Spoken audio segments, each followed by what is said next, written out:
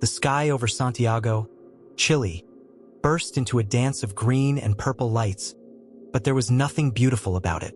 On a night that was supposed to be ordinary, the stars vanished, replaced by a pulsating glow that seemed to breathe in sync with the city below.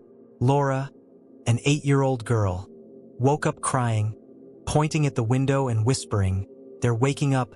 No one knew who they were, but that night, birds flew in frantic circles, and compasses around the world began spinning uncontrollably. Earth's magnetic reversal had begun, but what no one knew was that this was just the first symptom of something much bigger, something the planet itself had kept hidden for millennia. Thousands of miles away, Elias and, a geophysicist obsessed with magnetic anomalies, stared at the data in his lab with a mix of fascination and terror. Nothing in Earth's history indicated a reversal this rapid, unless it wasn't natural. Meanwhile, Ava, a skeptical linguist, awoke from a disturbing dream in London. Voices whispered in a language she didn't know but somehow understood. When a mysterious transmission started being picked up by radio telescopes across the globe, Elias and Ava were called in to decipher what seemed to be a message, not from another planet, but from something buried deep within the Earth. The effects of the magnetic reversal spread like an invisible plague.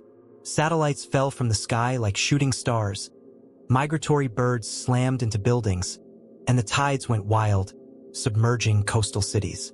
But the most unsettling changes were happening to people. Shared dreams, lapses in collective memory, and, in some cases, unexplained disappearances. Entire groups vanished without a trace, while others claimed to have seen colossal structures rising from the depths of the ocean. The line between reality and hallucination began to blur, and Elias realized that the true danger wasn't the physical collapse of the Earth, but the collapse of human sanity itself. The analysis of the transmissions revealed something even more disturbing. They weren't just signals, but instructions. A map encoded in the planet's magnetic fields, pointing to specific locations as if activating something long dormant. Logic-defying structures were detected buried beneath the Antarctic ice and deep in the Pacific Ocean. But the most unsettling discovery came from an archaeological site in Africa. Ancient inscriptions describing a repetitive cycle of destruction and rebirth, always marked by magnetic reversals. The text spoke of core shapers, not gods, not aliens, but the true architects of life on Earth. When Elias and Ava finally decoded the full message, it contained no threats or promises of salvation. It was a simple statement. What was separated will be reunited. The meaning was vague, but the impact was immediate. As Earth's magnetic field continued to reverse, revealing long-buried structures, it became clear that the core shapers weren't coming from outside. They were waking up from within. And humanity, which had always believed itself to be the dominant species, was about to discover that it might never have been the planet's rightful heir. The world tried to pretend everything was normal while the collapse advanced in silence. News outlets spoke of solar anomalies and temporary glitches, but Elias knew the truth. Earth's magnetic field was unraveling, and the speed at which it was happening wasn't just abnormal, it was impossible. While governments censored information, ordinary people began reporting inexplicable symptoms. Persistent ringing in their ears, memory lapses, and visions of places they had never visited. Amid this chaos, Elias noticed something even more disturbing. The magnetic field wasn't just collapsing. It seemed to be following a pattern, as if someone, or something, was controlling the process. While Elias wrestled with the data, Ava faced something more personal. The transmissions she was decoding weren't just distant signals. They resonated directly in her mind, echoing in dreams that felt more like memories than hallucinations. She saw submerged cities, creatures with impossible forms, and humanoid figures that observed but never interacted. The strangest part was the sense of familiarity that accompanied these visions. When Ava shared her experiences with Elias, he went silent. Not because he doubted her, but because he had started having the same dreams. It was as if their minds were being drawn towards something that lived beneath the planet's surface. Something that was now waking up. During a detailed analysis of geological records, Elias made a discovery that chilled him to the bone. Catastrophic magnetic reversals had occurred before, but at strangely regular intervals every 12,000 years. And the most unsettling part? These reversals coincided with the sudden disappearance of ancient civilizations, as if Earth periodically reset itself. Meanwhile, Ava discovered ancient inscriptions across various cultures that had never interacted, all describing the same phenomenon. The return of the core architects. They weren't just visitors from another world but entities that had shaped Earth itself. The question that echoed in both their minds was simple yet terrifying. What if humanity was just another cycle in an endless experiment? This revelation shook Elias to his core. His entire career had been built on the premise that Earth was a natural organism, unpredictable but ultimately understandable through science.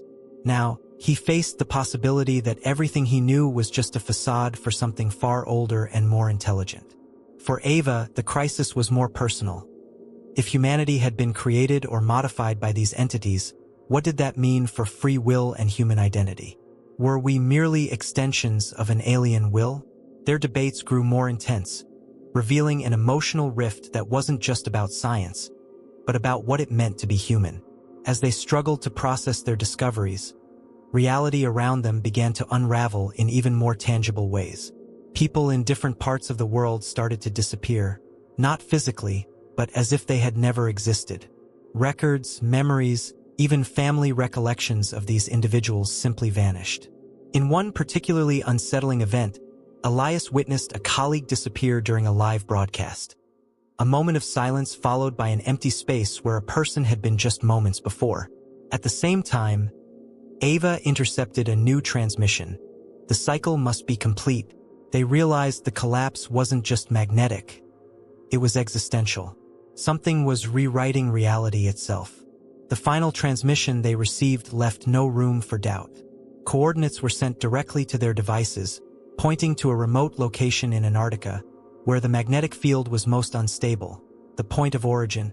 With governments now collapsing and the world spiraling into hysteria and disappearances, Elias and Ava knew they had to follow those coordinates.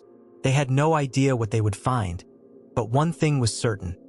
The answer wasn't in the stars, it was beneath their feet. What they were about to uncover wasn't just the source of the crisis, but the origin of humanity itself. The Antarctic cold felt like it was slicing through their skin, but what truly froze Elias and Ava was the heavy, oppressive atmosphere surrounding the point of origin. The crater they found wasn't on any map, as if the planet itself had kept that location hidden until the right moment. As they approached, they noticed the ice wasn't natural. It pulsed with a faint light, radiating heat from the inside out, defying the laws of physics. The instruments they brought failed almost immediately, but Ava continued to hear the transmissions, now clearer, almost like whispers directly in her mind. The silence there wasn't empty, it was expectant. Digging beneath the translucent ice, they uncovered something that couldn't be explained by human science. Gigantic geometric structures, composed of materials that matched no known element on Earth, emerged from the ground. But these weren't just constructions. The walls pulsed as if alive, breathing in sync with the collapsing magnetic field. When Elias touched one of the surfaces, he was suddenly overwhelmed by visions, not of the future or the past, but of alternate realities where humanity never existed. Ava, on the other hand, felt a deeper connection, as if the structures recognized her presence, as if they had been waiting for her. At the heart of the structure, they found inscriptions in a language that seemed to float between the symbolic and the intuitive. Guided by an inexplicable instinct, Ava began to decipher them. It wasn't a record of the core shapers' arrival, but of their departure. They had left Earth millennia ago, leaving behind triggers buried within the planet, designed to restart the cycle when Earth was ready. The most disturbing revelation wasn't that humanity had been created by these entities, but that it had happened before. Earth had undergone countless cycles of destruction and rebirth, and each magnetic reversal was just another chapter in this endless story. Elias became consumed by a question he couldn't shake. What if humanity was just an anomaly? Maybe Earth was merely trying to correct a mistake. If the core shapers had left the planet, why had they allowed life to continue evolving? And what if the magnetic collapse wasn't a catastrophe, but a form of purification. Ava, on the other hand, began to embrace a different perspective. Maybe humanity was part of this cycle by design, not by accident. Perhaps the true test wasn't survival, but evolving beyond the cycle. This divergence in interpretations planted the seed of an inevitable conflict between them. At the center of the structure, they found a suspended sphere, appearing as though it was made of condensed light. When Elias approached, the sphere reacted, projecting a figure that wasn't entirely physical nor fully visible. A presence that seemed to exist simultaneously in their minds and around them. The entity didn't communicate with words, but through emotions, memories, and intentions. They understood that the magnetic reversal was just a trigger, a way to reset the planet to correct the deviation that humanity represented. But the most unsettling part was the sense that, somehow, Elias and Ava already knew this entity. It felt as though their consciousnesses were connected to something far greater than themselves. The entity offered a choice. Elias and Ava could stop the collapse, but doing so would mean accepting the gradual extinction of humanity as they knew it, replacing it with something new, something hybrid between human and alien. Or they could resist, but that would risk the total destruction of the planet, restarting the cycle once again. Elias refused immediately, determined to preserve humanity at any cost. Ava, however, hesitated. What if resisting was the real mistake? With no agreement between them, they decided to go their separate ways to seek answers. But time was running out, and whatever choice they made, the world would never be the same. As Elias and Ava parted ways, the world continued its downward spiral. Entire cities plunged into permanent blackouts, while geomagnetic storms turned the sky into a kaleidoscope of apocalyptic colors. But the most disturbing changes weren't the natural disasters, it was what was happening to people. Entire groups began acting in perfect synchronization, as if they shared an invisible collective consciousness. Some embraced this new connection with serenity, while others descended into madness, unable to cope with the loss of individuality. Elias saw this as the beginning of the end for humanity, while Ava started to perceive a pattern. Perhaps this fusion was the next step in human evolution. Ava followed the entity's instructions, allowing her mind to connect more deeply with the alien consciousness. What she discovered was both disturbing and fascinating. The core shapers weren't just invaders or creators. They were guardians of the cycle, entities that oversaw the balance of inhabited worlds, correcting evolutionary deviations that could threaten the cosmos. For Ava, this put humanity into perspective. What if human free will was just an illusion, an anomaly that needed correction? More and more, she saw the fusion as a liberation from the constraints of individuality, a step toward something greater than the sum of its parts. Meanwhile, Elias found a group of scientists and survivors resisting the collapse. Among them was archaeologist Lin Mei, who had discovered human artifacts millions of years old, predating any known civilization.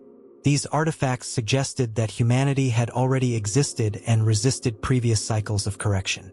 But the most intriguing discovery was that in each cycle, humanity not only returned but evolved in unpredictable ways. Elias realized that humanity possessed something the core shapers couldn't completely erase: a spark of chaos, a capacity to defy any system, no matter how perfect it was. This discovery brought Elias to a philosophical crossroads. If humanity always returned, perhaps there was something inherent to the species that made it indispensable to the universe's balance. But at the same time, the destruction and suffering caused by resisting were undeniable. Ava, now deeply connected to the entity, argued that accepting the fusion didn't mean destroying humanity, it meant transcending it. Elias saw this as surrender, a loss of the human essence. Their conflict was no longer just ideological, it was existential. What did it mean to be human? And what mattered more? The purity of individual identity or the promise of collective evolution? The reunion between Elias and Ava in Antarctica was inevitable. Both knew that their decisions would shape Earth's future. Elias wanted to destroy the alien mechanism accelerating the magnetic reversal, while Ava planned to fully activate it, believing it would allow humanity to reach a new state of existence. The confrontation wasn't physical, but psychological and emotional. They knew each other deeply, and every argument they wielded against the other was a dagger driven into their personal convictions. The love and trust they once shared were now distorted by the weight of their choices. In the end, they realized they couldn't convince each other. The fate of Earth would depend on their individual actions. When Elias triggered the explosion to destroy the core and Ava completed the fusion process at the same time, something unexpected happened. Earth's magnetic field didn't collapse, nor did it stabilize. It resonated. The planet itself began to respond in ways neither of them had predicted. Earth wasn't just a battleground between resistance and evolution. It was a conscious entity that had now fully awakened. The final choice wouldn't belong to Elias or Ava. Earth would choose its own path. What remained now was to deal with the consequences of that decision. Consequences that would transcend not only humanity but the very concept of reality itself. When Elias detonated the explosives to destroy the core and Ava completed the fusion process, the world held its breath. But instead of collapsing or stabilizing, Earth's magnetic field entered a state of harmonic resonance. The ground trembled, but not from physical instability.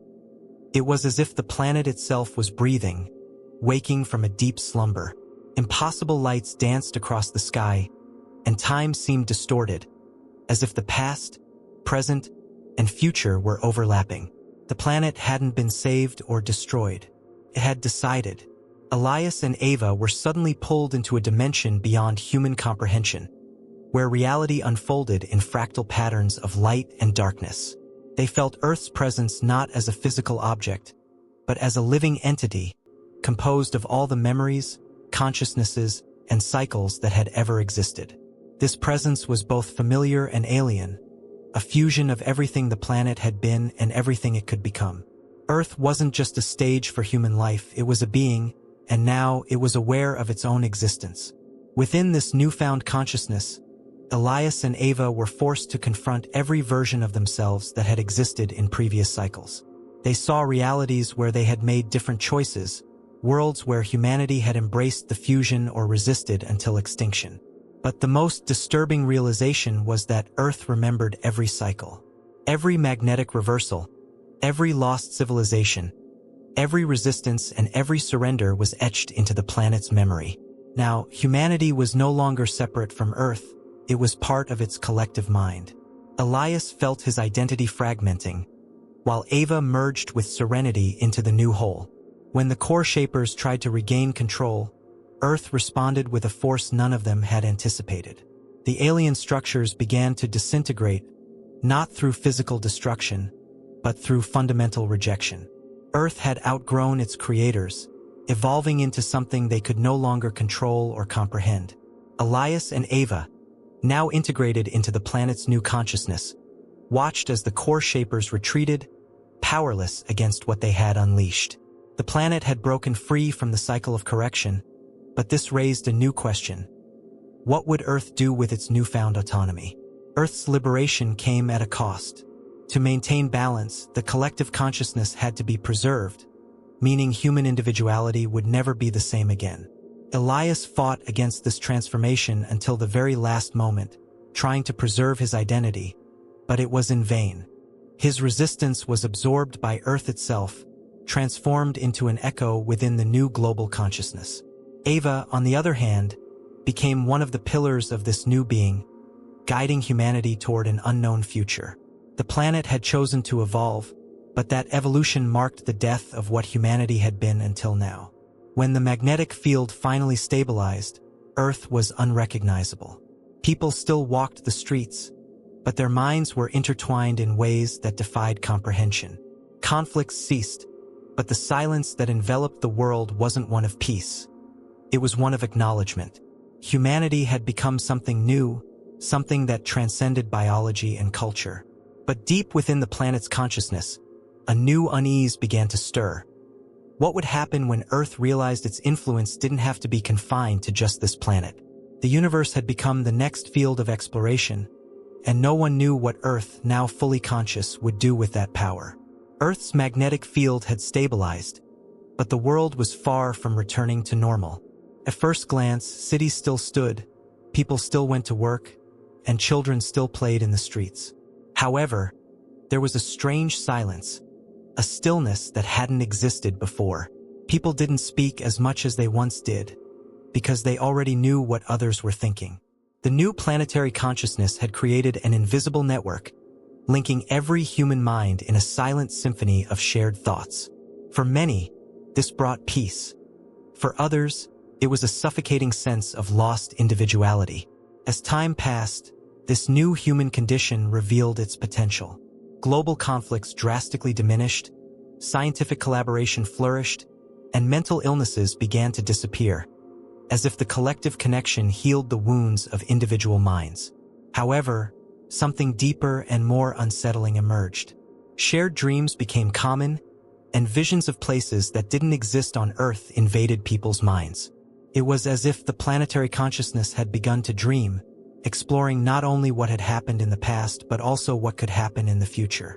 And these dreams were disturbingly alien.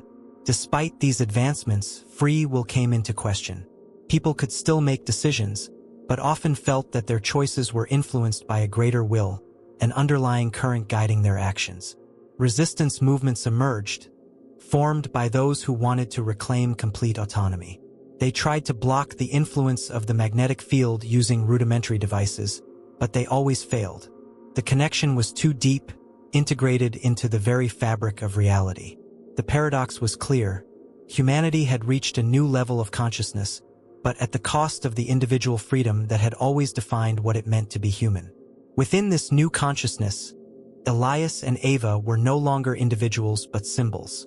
Elias represented resistance, the indomitable spirit that refused to surrender, while Ava symbolized the acceptance of change and evolution. These opposing forces coexisted within the collective mind, creating a delicate balance. In moments of crisis, people felt their presence, not as memories but as internal guides. The conflict between Elias and Ava's philosophies shaped humanity's collective decisions, keeping alive the tension between preserving human identity and embracing the unknown. Then, something unexpected happened. A signal was detected not from the core shapers, but from a source even more distant beyond the galaxy. The new planetary consciousness recognized the signal immediately, as if it were a forgotten memory. It wasn't an invitation, but a warning. You are not ready.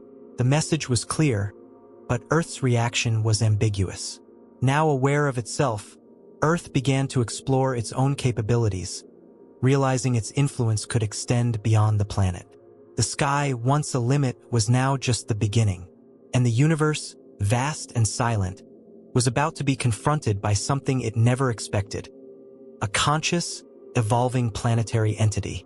Humanity, now fused with Earth's consciousness, was about to take the next step in its evolutionary journey. But no one knew exactly what that meant. The universe was a vast and indifferent place, but Earth was no longer just one planet among billions. It was a being with its own will, and humanity was its voice. The cycle of creation and destruction had been broken, but what would emerge from this new paradigm was an enigma. Perhaps the greatest mystery wasn't what was out there, but what Earth itself and the new humanity would choose to become. The future wasn't just uncertain, it was unimaginable. Decades had passed since Earth's magnetic reversal revealed its true nature. At first glance, the world seemed the same. Cities still raised their towers of steel and glass, and people still followed their daily routines. But any keen observer would notice the difference. Conversations were less frequent. Gazes lingered longer and carried deeper meaning. Individual decisions seemed to flow with an unsettling harmony, as if everyone was connected by an invisible thread. Humanity had transformed into something that transcended the notion of the individual. The planet was no longer just humanity's home. It was part of it. Despite the apparent peace, the underlying tension between individuality and collective consciousness persisted. Small groups of dissidents tried, unsuccessfully, to disconnect from Earth's magnetic field, seeking to regain complete autonomy. They failed not because the technology was inadequate, but because something fundamental within them had changed. Free will still existed, but it was intertwined with a new form of consciousness that couldn't be separated. The dilemma Elias had fought to resolve continued to echo. Did being human mean resisting any form of control, or accepting that evolution, by nature, involves the loss of what once defined our identity. Elias and Ava, though physically gone, were never truly lost. Within the planetary consciousness, their presences were constant, not as static memories, but as dynamic forces that shaped the decisions of this new humanity. When resistance arose, it was Elias's voice that guided those who still believed in the importance of individuality. When acceptance was needed, Ava whispered, reminding that evolution and change are inevitable. The balance between these two forces kept humanity on the edge of a philosophical precipice, to move forward into the unknown or to preserve what remained of the past. When the signal from beyond the galaxy arrived, it brought a simple yet devastating message. You are not ready, but Earth, now conscious and interconnected with humanity, did not retreat. Instead, it responded, not with words, but with a presence felt across the cosmos, a silent declaration of existence. The response wasn't aggressive, but it wasn't humble either. The universe, vast and indifferent, had taken notice of Earth. And for the first time, it wasn't humanity seeking contact with the unknown, but the planet itself extending its consciousness beyond its physical borders. Whatever was out there now knew that Earth wasn't just an inhabited world. It was a being with a will of its own. The cycle of creation and destruction had been broken, but the story of humanity and of Earth was only just beginning. What does it mean to be human when you share your mind with an entire planet? What does it mean to evolve when the very concept of evolution challenges everything we know about identity, free will, and existence? Perhaps the greatest mystery wasn't in the stars but within ourselves. Because in the end, the universe isn't just the space we explore, it's what we become. And what Earth had become now was something even its creators could no longer comprehend. The future wasn't just uncertain. It was limitless,